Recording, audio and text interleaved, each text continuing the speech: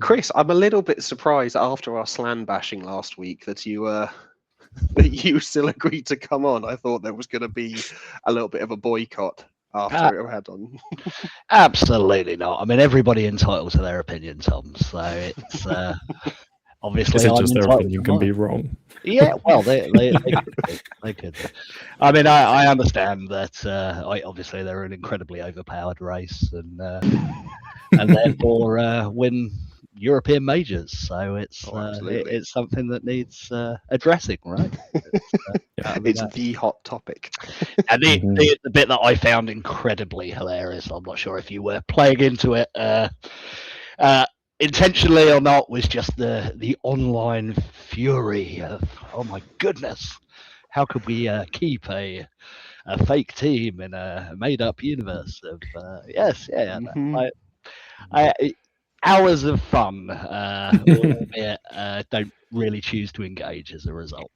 My favourite things about that, Chris, were the fact that people were then accusing us of disrespecting, because obviously without NAF there would be no Blood Bowl, and GW would never have invested, and it would all be carnage, etc., etc., etc. And then the other one was being accused of being so far up GW's arse. And I thought, have you listened to our previous podcasts? Well, you spent the entire time saying GW stuff wasn't worth it. I don't know. I think I was the only one that saw that. For anyone not on video, please watch this. Worth coming in for that. Yeah. I think it's great that people are passionate about our game. I like everybody to have their own opinion, obviously, as far as stuff. Is it the most important thing as far as I'm concerned, with a brand new addition to play, new interactions, new rules to source out, lots of teams to kind of theory craft and see if they're any good or not? Probably not for me, to be honest. But everybody entitled to their own. And again, I think, as we touched on last kind of time here, I have very little history of what it means to people, I guess, to a degree. I'm just over 3.5 years in now. Had a great 3.5 years. Enjoyed Slan, obviously, for the last couple of those. But I'd be lying if I said I understood necessarily who decided to create what or keep what or care, frankly, either. So each their own. Yes, absolutely. You are ever the diplomat, Chris. Thank you, diplomat. Sir. Thank you. All right, we'll move on. Yeah, so Feeks, are you gonna? Don't forget, you're now in charge, so you got to say it. I was literally about to say it. You've now made it look like such an amateur. That's a shame. Made you look like a tit. Play the fucking intro.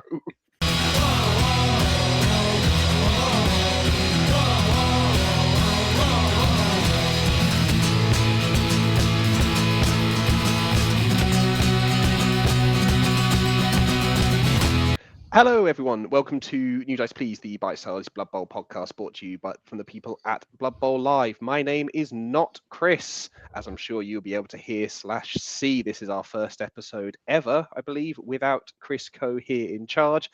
So can we get us cancelled? Who knows? We're just going to have to wait and see. My name is Tom Feeks, and joining me as always is Mr. Scott Bryant. Scott, if you could be any dessert, what would you be? Good evening, Tom, not Chris.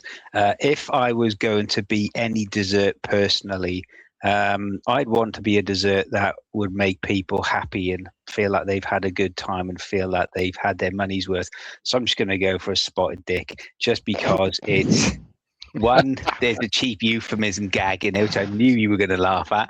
True, everyone likes a pudding with steamed pudding, whatever type it is, and obviously with custard. And it's a nostalgic thing, it's a modern thing, it's a wonderful thing. And it makes you feel warm, and it makes you feel, when you have that beer after you've got a full stomach, you think, did I really want that beer? And you think, that's it. Gives you that element of jeopardy and danger as well, which I like. So yeah, that. Nice, thank you very much. Also joining us is Mr. Luke Baggott. Luke, if you could be a dessert, what would you be? Hello, Tom, not Chris. Let's go with a donut. I think that's a nice one to keep on your lips. Nice. Nice. And as you can see, there is a fourth guest here who has been on this podcast before. He is none other than Mr. Chris Blunt, aka GreenSkinPhil. Chris, if you could be a dessert, what would you be? Not much of a dessert person, Tom, not Chris. I'm Chris. We've had this conversation before, haven't we? I think I thought you about it then. But if I was, and I couldn't touch one at the moment because following the festive period, I've had an absolute crap load with my brother up in Nottingham, it would be the cheese board. Because the man is obsessed with cheese. He will try and throw it in front of you the moment you walk through the door.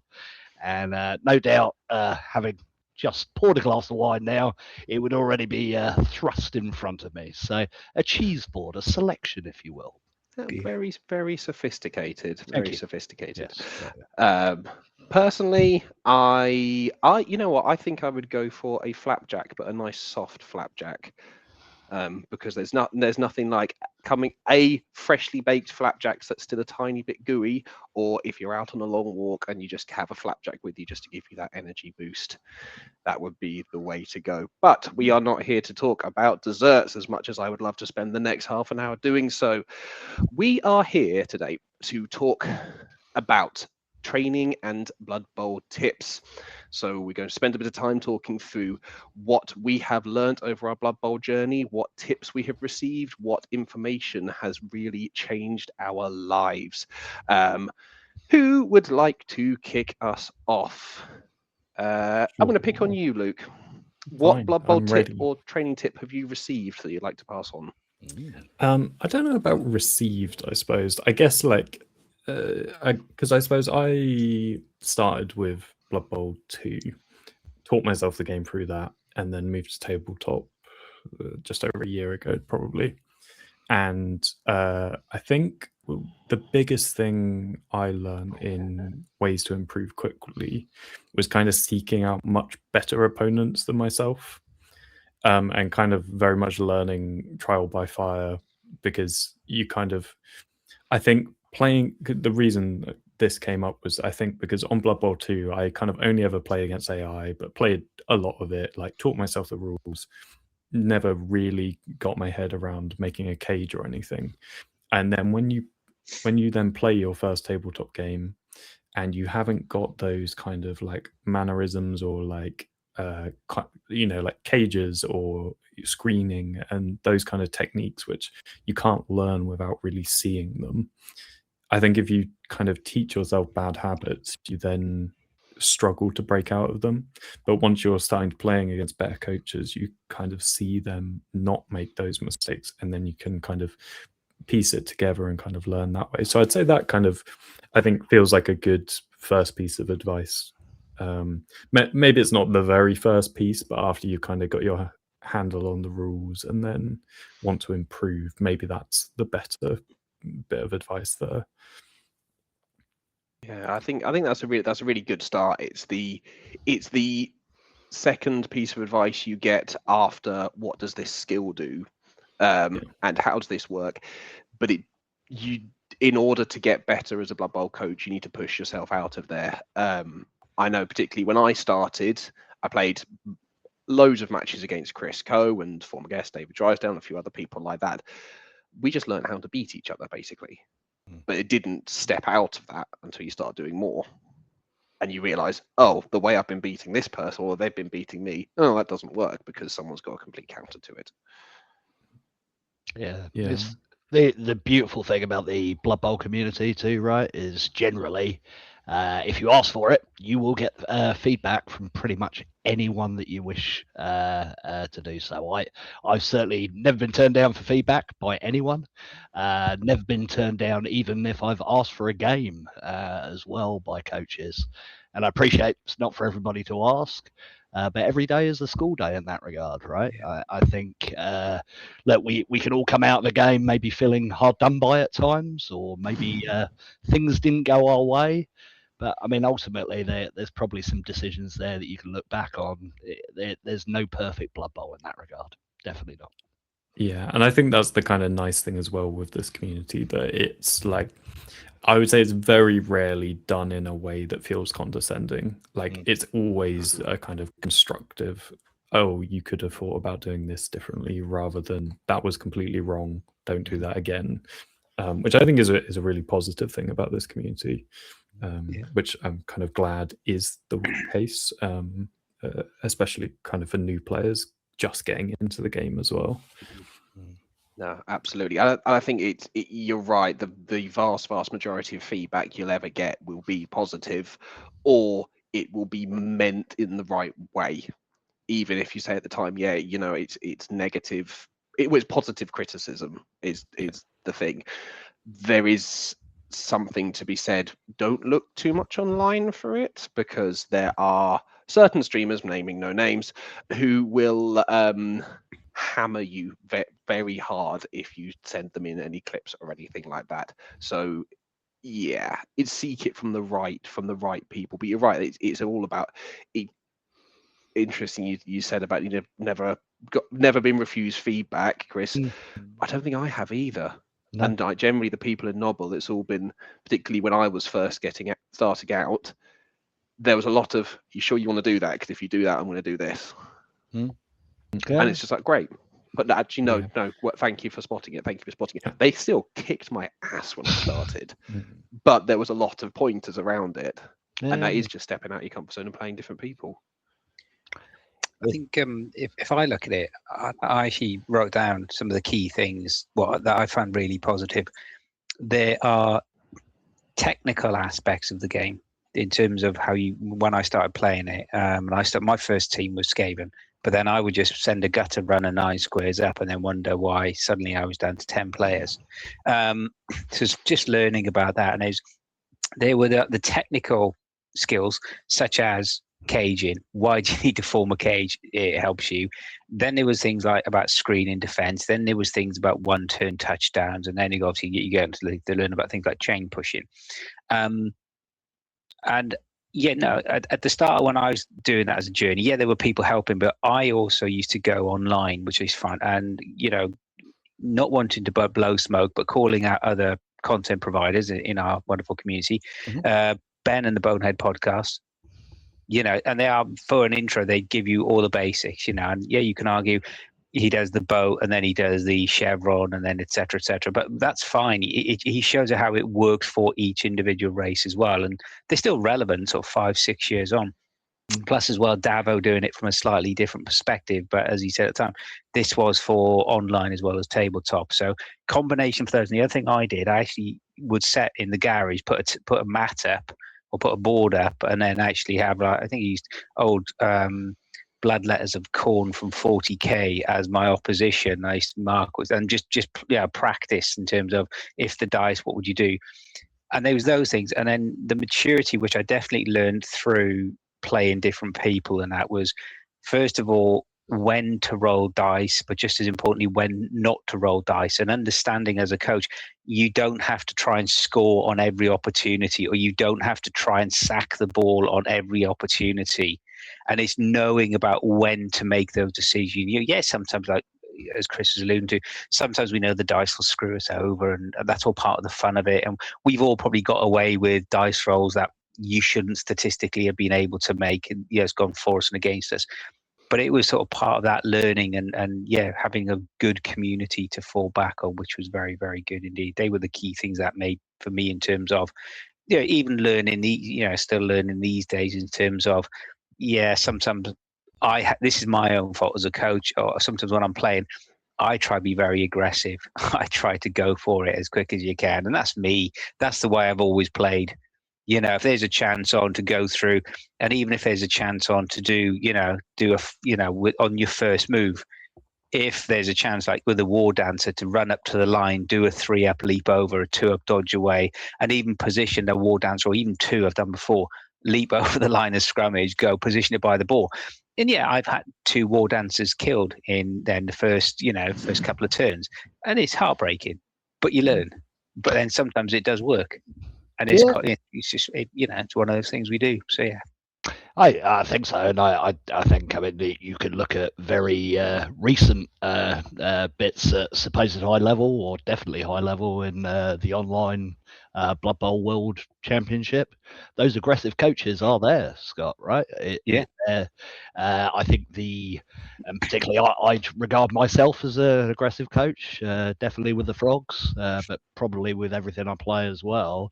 I think it's the balance of trying to strike between when it's time to absolutely put full throttle on the gas and throw everything you've got at it, and maybe the recovery turn, or the Christ, let's not hopefully get our entire team deleted turn. And I'll be honest, I don't think everybody's got, well, nobody's got that right, I think. But I mean, Blood Bowl, and one of the beautiful things about it is if you just play by the percentages the entire time, yeah, that might work in 65% of your games. You're not going to be able to turn games where you're down players, or things aren't performing for you. You do need to have that aggression. And just to touch on, I think I said it the first time, but I'm very lucky down here on the South Coast. The second tournament I went to was run by the Bonehead guys. The first league I played in person was with them as well. I think they've got a huge point, not just as entry for the game, but also how they talk about it, and obviously provides the fun side as well. The different different bits which make up our community as a whole, definitely. Yeah, I completely agree. I know I listened to their stuff quite a lot when I still do listen to their stuff quite a lot, but relied on them quite a lot in my first couple of seasons for builds and things like that. So completely agree. They can play too. Having played against them, they can play. I think there's a difference sometimes of what's fun on stream, and what it is when you're sat in a little clubhouse in the New Forest trying to play up again. There we are. Yeah, I think one thing Chris was kind of alluding to, though, which maybe isn't necessarily it's not a tip for, I suppose, doing well, but I suppose kind of chasing the thrills a little bit is also fine. Like, it's kind of a way to enjoy the game, like, and not necessarily being tied to all these statistical decisions, where sometimes the 6-up pass and 6-up catch will be the story you tell over and over again to everyone. But statistically you would never do it because it's, incredibly unlikely to happen. But I think that kind of not shying away from having fun, even though, dice is a dice game. Like, it is always going to have ups and downs. But I think not worrying too much about the failures, and I suppose and then remembering the successes is also nice as well. As long as you don't kind of, I guess, cross your wires too much and kind of only do risky things, so you get chasing the rush. But I suppose there's a good middle ground. Yeah, absolutely. So, sometimes as well, right? That 6+ is the best play that you have. So ultimately, I think, and I'll probably get into it one of mine. If you look at the table at start the turn, and the best you've got that turn to try and change the course of what's happening is a 6+ cage dive with a reroll in hand, it's going to work for you 91% of the time, right? Yes, there's dice afterwards, but I've certainly been beat that way. I'm sure you guys have as well. Yeah. And as a result, it's part of the game, and it's part of the charm of it, I think, as well. Absolutely. There's a very good start there. Very good start there, Luke. Chris, you mentioned about some of your takes. We might as well pass. Do you want to pass over to you? What was your tips? Well, I probably got a few that I can touch on specifically, but trying to lead on here, I think one thing that I absolutely am 100% convinced of in Blood Bowl, but I'll be honest, I use it in daily life as well, is something in basketball we call a next play mentality. We are too often focused on what's happened, what could have happened, what should have happened, hopefully. and therefore are taken away from the decisions that are in front of us. Now, I suppose, without droning on, for context, basketball's like a 120 to 140 possession game. If you're worried about the shot that you just missed, you sure as heck ain't getting back on defense, and you're probably going to hesitate before you take the second one. Blood Bowl is not only 16 different puzzles, 16 different turns where you need to reset regardless of whether or not you won in 36 the previous turn, or you've just quad sculled or whatever there. It's a new opportunity. And then within those turns, depending on how that plan develops that you've put in front of yourself, you'll have failure states as well that you need to rebound from, think what the alternative strategy is, and try and come out at the end of it, turnover or not, with a positive outcome. And too often for me, and like I say, I don't think it's just Blood Bowl basketball, I think it's in life as well, people fixate on what could have been or what should have been and not what can be. And therefore, next play mentality is what I would throw out there as a really good tip to try and turn those games which are maybe getting away from you into draws, or sometimes those draws into unlikely wins. Yeah, I really like that actually. I think it's kind of like I suppose, in bringing it back to Blood Bowl, the kind of you double skull on your first block of the turn. You decide not to use the reroll, you turn over. And I suppose rather than like over agonizing about that was so unlucky, if your opponent then gets cocky and overextends, it's a chance to be like, oh, hold on, they've pushed too far here. I can still capitalize on my next turn.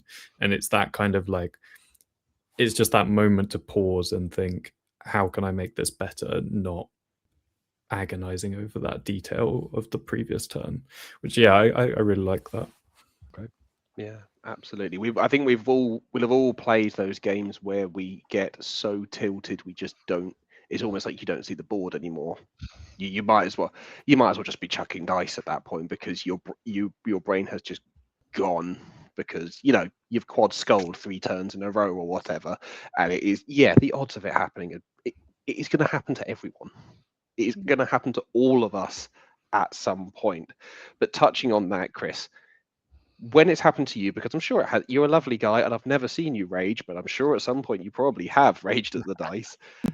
How would you recenter yourself to bring back that next play mentality? Yeah, so I think like everything process-wise, as far as how you go about your coaching on the tabletop or online, it has to be personal to you, right? So if I look at my previous competitive endeavors, I had a period where I had a real mental block in front of crowds shooting free throws, which when you get fouled in basketball and no one's defending you at the free throw line and staying in the moment, or maybe seeing the crowd behind the backboard. And at the time, it was suggested to me that I put an elastic band. You probably wouldn't be allowed it these days because take a finger off or something around your arm, twang it against my wrist, and therefore recenter myself as if I was in a practice gym. Took a while. Learned behavior to do so. Not suggesting we all turn up at Blood Bowl tournaments, obviously, with a loom band around our wrist. But be a little bit tight. I think it would be quite a loud room as well with the constant twanging. Talk about loud rooms. So one of the guys I play with a lot and certainly have kind of gone on the journey with the last 3 years, Carl Torquemada, has mental tics, and I can hear them. And obviously we've played either beside each other or in so many tournaments now that he will have verbal techniques at the start of turns where, okay here, or there's a play, and all that's happening is we're leaving behind what's just happened in order to focus on what's actually in front of us instead. So, look, is there one way that I would suggest someone go about it? No. All I'd say is, when your opponent's even done with their turn, what's happened has happened, right? To a degree, you can't do anything about that now. We might be able to look back afterwards and think, well, hold on, yeah, I've just 1 in 9 my dodge with my Amazon blitzer to get away. But what actually put myself in the position 2 turns beforehand to end up with my ball based and no way to clear it in the first place? But in the moment, that's not helping you, right? All you're doing is obsessing about what you could have done. Yeah. What can you do?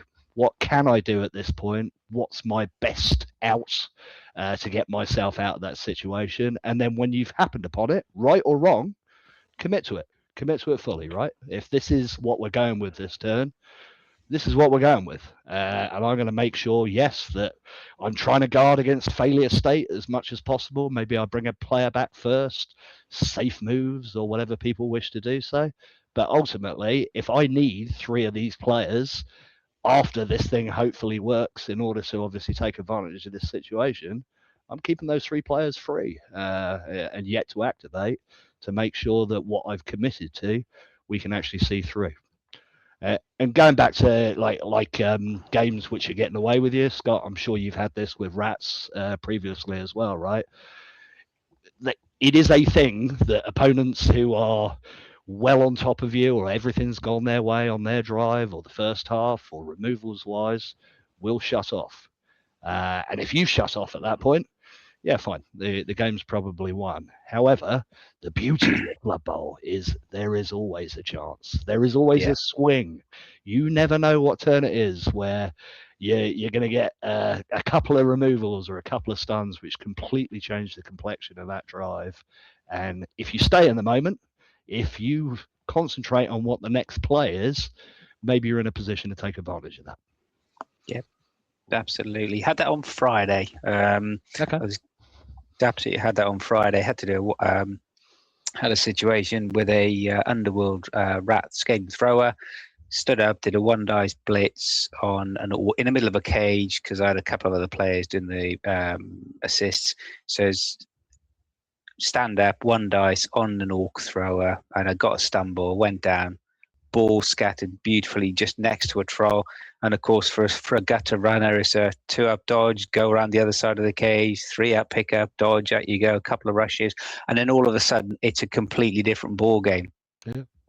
And yeah, it happens all the time. And at the time, yeah, you get in your hand, you as the phrase goes, you're getting your ass handed to you on a plate, and then all of a sudden, it's especially with edge teams as well. That's the gimme about them. Yeah, they can turn it around so very quick. But as you said, also there, Chris, with bash teams, yeah, it doesn't take. You can easily remove 2/3 players in a turn, and then absolutely the game is on its head. So yeah, we love it. We all love it. So if we were that sort of coach, we take upon all those wondrous insight, updates and coaching expertise then, Chris. And if we wanted to apply those in terms of some sort of structure or framework as we aspire as individual coaches to better ourselves, better the community, and maybe, who knows, represent the team, or maybe it could be England for those English affiliated individuals, who knows. How is that progress going, that development we touched upon last time, Chris? And that was a piss poor segue, and I apologise for that. I thought it was marvellous, Scott, personally. You're too kind, sir, too kind. Thank you very much. So, since last time we spoke, the summertime, right? Lots certainly transpired. Obviously, we finished the last cycle out in Poland. Budapest. It's Poland this time around, with some good success, some success. Obviously, you've had Liam on, our new captain. At the, I think even in the summer, we'd had planned as a committee trying to see what we could do as far as outreach or further outreach to the community this year. And this is the Team England development pathway. Sounds very grand, very grand. I would say I put fireworks in there, things like Thank that. you very much. But I do not trust my editing techniques at all. If you're absolutely interested, I'm sure there will be something that you may be able to find on YouTube with me with sparkles in the background. Who knows? The basis of it is. I think there is. So the basis of the program is for people, any coach, any ability, who, yes, plies their trade in England, but to be honest, I think depending on whatever, we're more than welcome to be flexible on that as well. The main thing is an interest to getting better and engaging in the process to do so. When I say process, there is no set process to improving your Blood Bowl. It needs to be personal to you.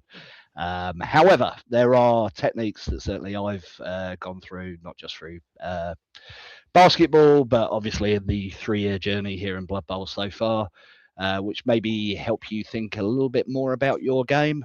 And then through collaboration with others, maybe drill down into where you are on turn 3, where you are on turn 5, how you then trace those things back. So when you're in the heat of your 1-day or 2-day tournament at the weekend, maybe we're thinking about where this puts me in a couple of turns' time. Having laid all that aside, though, I am very, very lucky that it's not just me being silly, that a group of people before Christmas, reached out to people who might be willing to support me in this. And I'm delighted to say we've got now a team of the current England captain, previous England captains, Euro Bowl winners, European winners, major winners, NAFC winners, whatever they're, which are willing to, within their local community and nationwide, support me in trying to roll this out over the next few months. And very kindly, you've given me the opportunity to at least illustrate some of that. So thank you, gentlemen. You are more than welcome. I think it's a really, really interesting project. I know we've messaged about it quite a bit, Chris. I think it's been needed in the world of Blood Bowl. I don't know how things are done in other countries, but it's definitely a very, very interesting step for people wanting to take that next step on there. And I think it's something that, like I say, me and you have spoken about quite a few times. You've reinforced with me quite a lot that it's not teaching the Team England way of playing. It is not teaching this is the way you're going to play the game. It is helping you get to where you want to be, where you may want to be. And I think it's a fantastic opportunity.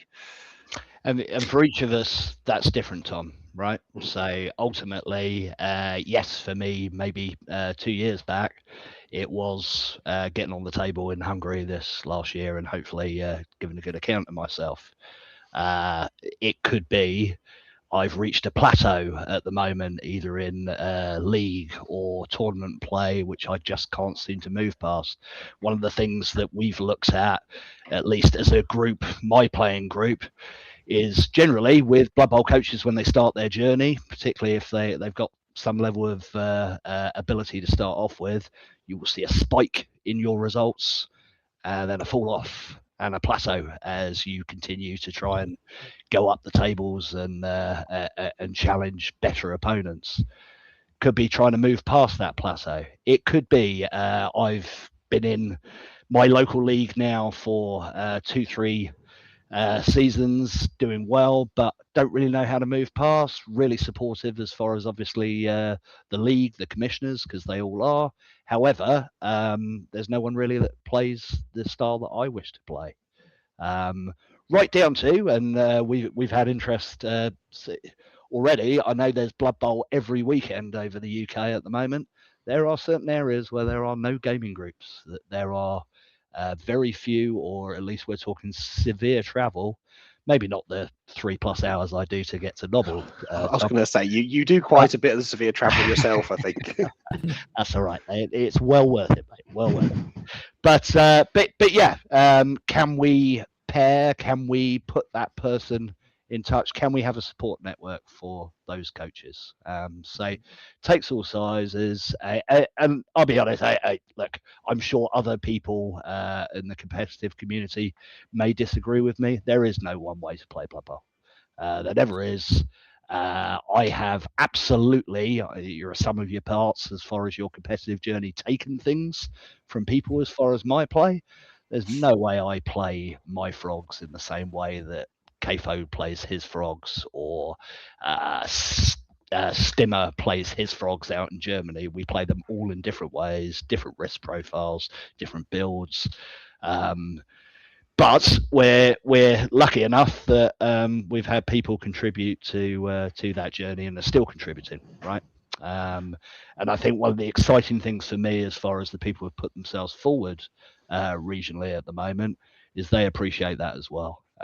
You gain far more from assisting and engaging in other people's competitive process, as far as maybe something that you haven't seen before, than you will do just sitting there thinking that I've got this cracked, or refining your own way of playing.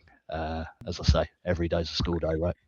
Yeah, So, and Chris, sorry, So Chris, if I am a coach and I want to try and access this resource, or Yes. if I am someone who wants to offer and put forward themselves in terms of some sort of support, help enroll, coach themselves, how do people go about this? Is there a website? Is there a link that we could possibly at that point sort of point down and say it's in the description, or I don't know wherever Feeky's going to stick it? Certainly will. So in the coming days, we'll be announcing who our regional head coaches are that we're appointing for this first cycle. And just to go into the cycle, I use the word cycle because that's what they talk about as far as Euro Bowls, I suppose. We're in a great position at the moment that Liam, obviously, yes, has been elected to take the team to Poland. But there's no Euro Bowl in 2027, and therefore will remain England captain throughout that, and therefore the programme will continue throughout that period of time as well. Yes, I'm sure there will be stumbling blocks to it, but our structure will be, we will have our regional heads. We will open applications to any coaches nationwide who are interested with that. Obviously, we've got a capacity. I've already had a fair bit of interest, as well as obviously the work that we're going to be doing with the England team this year, with me as coach. But if a coach is interested, we will find capacity for you, whether it's in our first cycle, because we're going to run it in 3-month periods to keep it fresh, or our second cycle, which should kick off kind of May time, I guess, this year, and take us through running up to Euro Bowls. So ultimately, we will have a centralized process, a form that you can fill in, but also as well, your regional head coach or your regional support network will more than be happy from hearing from you directly as well. And all of that will be via the Team England Discord, all our socials, and ultimately, as it's very, very close to being up and running, our new dedicated English Blood Bowl website. Nice. And so I suppose for these coaches that are teaching or learning, obviously everything's, as you've kind of alluded to, personal, which is maybe this is going to be a difficult question to answer. But I suppose, how do you expect people to, I guess, help teach Blood Bowl? Like, is it setting up trials, like you set up a board state and say, try and solve this, or is it slightly more general in the stuff we've kind of been talking about here, in like mindset and ethos to gameplay? Or I suppose, how do you kind of picture this working in a kind of real sense of learning? So the first thing is, and if I take it from a coaching perspective in basketball, right, I coach very differently to even the lady I coach with and head the program here in Southampton. So each coach will approach their process differently to the individual. I think that's right as well, and tailor it too. There will be a structure in place that we have to look at nationwide, for the combination of actually being consistent, obviously, and for aspiring coaches as well, giving them feedback of where they are now on, say, the first 3-month cycle in comparison to their second, and show how they're improving in comparison to others. The number one thing for me always is, if you're going to engage in a competitive process, you have to have an element of self-analysis. So I've already adapted kind of basketball tools, but with some obviously Blood Bowl knowledge as well, as far as how we would expect our pathway coaches to review their own performance. And that would be not periodically. We would expect our own review of performance, game per game. via short form fill-in, but something that we can then obviously compare week to week of how we're feeling about our play. Helps to analyse maybe where you think you've gone wrong on your offensive drive, what the trigger point was in order for that to be the case, and then hopefully not repeat it. Each coach, depending on the regional head, will be paired with a coach of like-mindedness as well as ability, either with their region or nationwide, depending on how it is. So not only are you analysing your own play, you got a buddy doing that for you as well, and vice versa. And then obviously you've got your regional team, which are going to be overseeing that as well. So ultimately, we will look at periodical workshops in the locality. So it is going to be geographically dependent. So for instance, Captain Oates, a good friend of mine, who's a large part of the London scene, will be our regional head there in London. They are very centralized. They run out of a couple of games clubs. So while you have hundreds and hundreds of coaches in London, it's far easier potentially to get people in person there once every month or once every couple of weeks to run through things together than it will be in the southwest, let's say. So it will need to be adapted to the region. Tom's region, obviously, fairly centralized as far as Blood Bowl coaches as well. No reason, again, why there can't be more of an element of face-to-face, I think, for it. But as far as the process, if you're serious about obviously trying to set goals and then work towards them, it has to start with you. So we'll give you the tools to do that, and obviously the sounding boards, the monitoring to feed back on it. But you have to be able to self-analyze if you're going to engage into competition in the first place.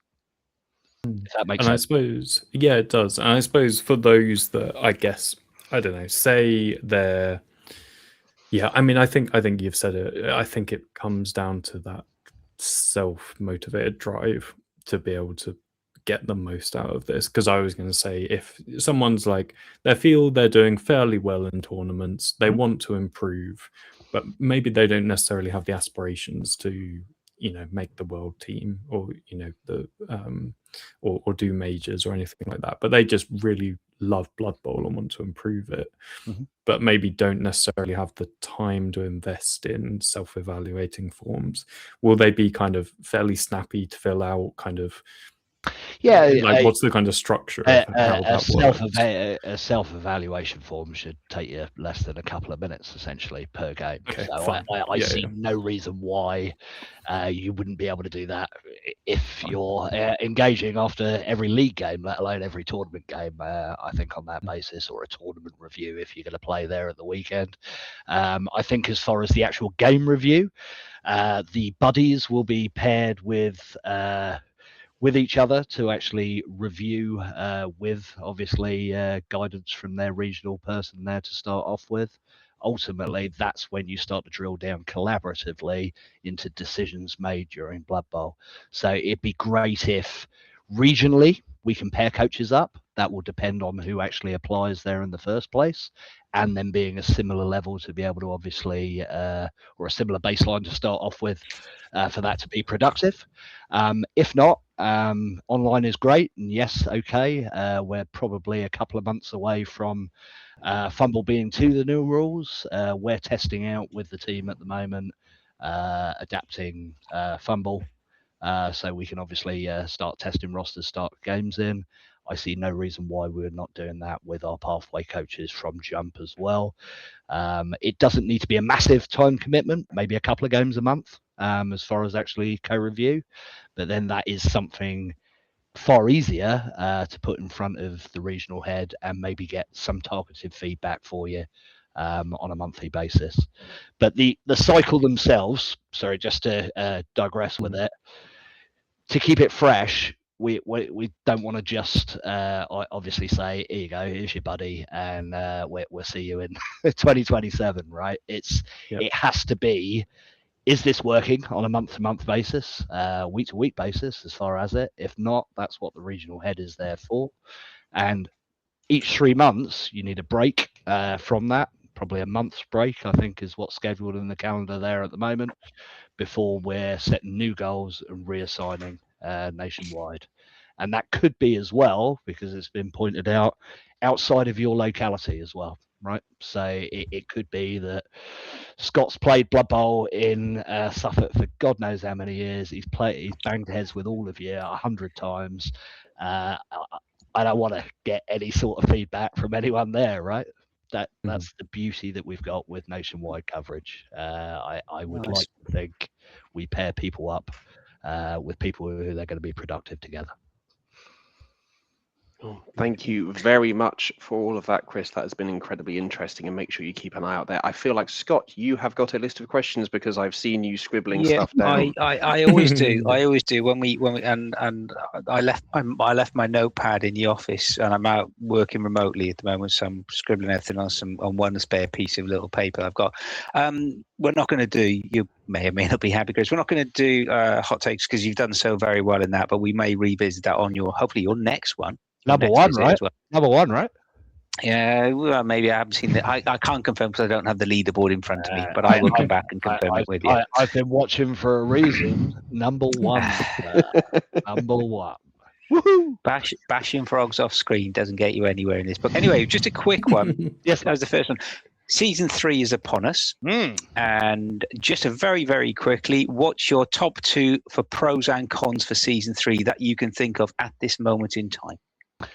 Let's start with cons. I kind of assisted running with my team a couple of tournaments last year. Very, very sideline wise, the Pitch Invaders Open and UKTC. I would hate to be a TO at the moment. I think it's whether you're going to chapter and verse take what I think is a very useful document in the NAF's FAQ review.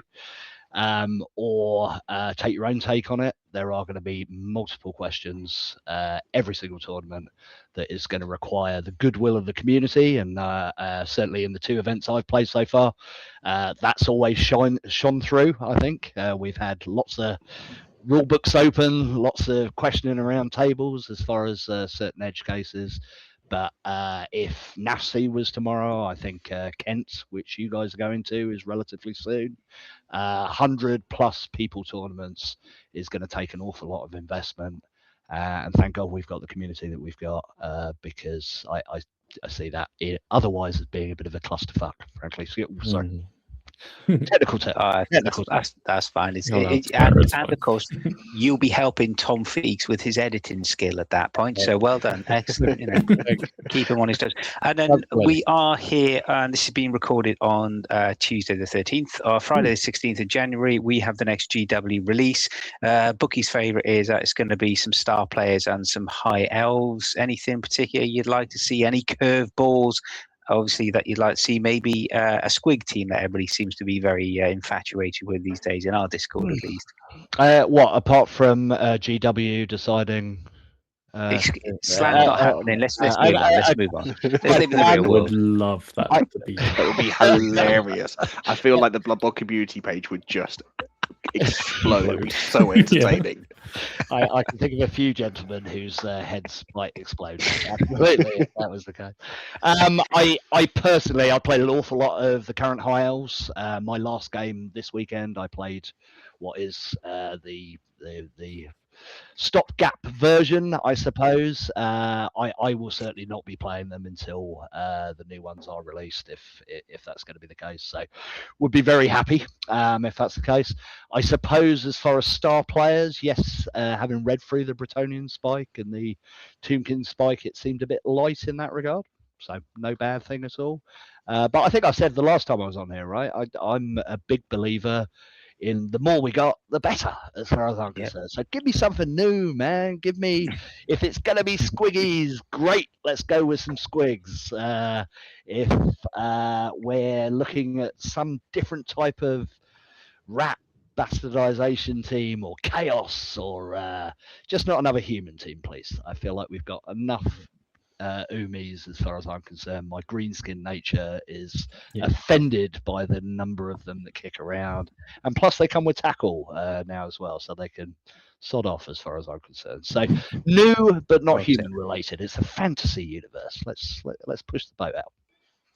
Very good, very I good. like that. I like that very much. Well, thank you very much, everyone, for listening.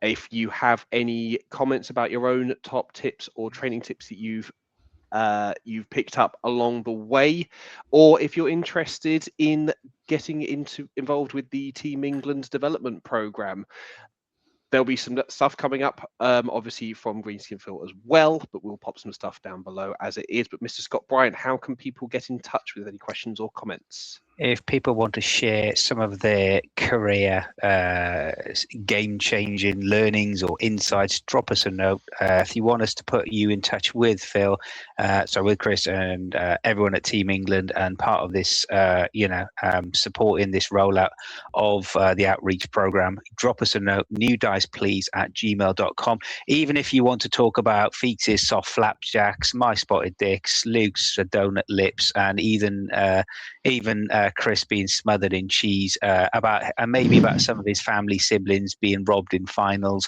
Drop us the usual note. newdiceplease@gmail.com. The phrase is outplayed perfectly. Outclassed, I heard, Tom. Absolutely outclassed. Outfouled, more like. To share with us all of your Blood Bowl goodies, newdiceplease@gmail.com. And Luke, obviously, it's new season for ADBBL and other things available. So if people want to hear more Blood Bowl content, drivel, exciting things, or actually watch more Blood Bowl live, how can they fill their lives with more Blood Bowl excitement? Yeah, so our season in Woodbridge is starting on the 31st, but we have a special Blood Bowl Live roundup on the 26th of January, reviewing everyone's teams and a few other things in the pipeline, which will seem fun and won't drain us all of our energy. So you can find us on Blood Bowl Live on Twitch and YouTube, where also all of these episodes go up if you want to watch the video and see some frogs on screen. Great. That's it. I'm going to end there. Sold. Just leave it there. Yep. Now, Scott, do you want the pleasure of word of the day? I'm going to pause because in my mind I can just hear Chris Coe covering his ears, closing his eyes, and just weeping silently at the thought of giving me that responsibility. But I'm gonna take that responsibility, and with great power, great responsibility, etc. And I'm just going to do a little nod to the topic we were having earlier in the cast about desserts. Obviously, with being a bit retro and being a little nod to the good old days of euphemisms in comedy, and particularly Carry On Up the Khyber. So the word of the day is going to be tiffin fuck. What? And you can bleep that. I am not bleep. Do I need to bleep it? I don't even know what it means. The second syllable, possibly, yeah, but that's fine. You couldn't have just said Chris Coe because we all miss him so dearly, and then he would have been happy and never have to listen to the word of the day. I think if I had done that, I think Chris deep down would be disappointed secretly. I know he shakes his head every time. Well, thank you very much, everyone. Thank you, Mr. Scott Bryant. Thank you, Mr. Luke Baggett. Thank you, Mr. Chris Blunt. Thank you, everyone, for watching. We have been New Dice Please, and we will see you next time.